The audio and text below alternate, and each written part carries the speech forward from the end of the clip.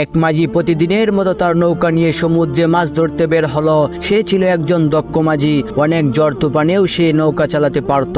কিন্তু আজকের দিনটা ছিল অন্যরকম। হঠাৎ আকাশ গরমে ডেকে গেল, বাতাসের বেগ বেড়ে গেল, আর উত্তাল ঢেউ নৌকাটিকে এদিক ওদিক ছিটকে দিতে লাগলো।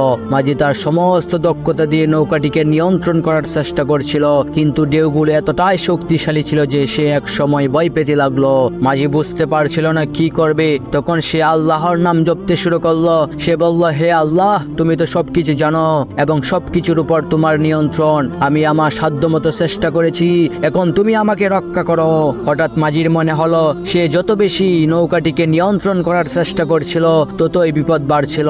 সে বুঝতে পারলো জীবনের কিছু মুহূর্ত আছে যখন আমাদের নিয়ন্ত্রণের বাইরে চলে যায়, তখন একমাত্র আল্লাহর উপর ভরসা করাই আমাদের একমাত্র আশ্রয়। মাঝি নৌকাটিকে ঢেউয়ের সঙ্গে তাল মিলিয়ে নিরাপদে তীরে ফিরিয়ে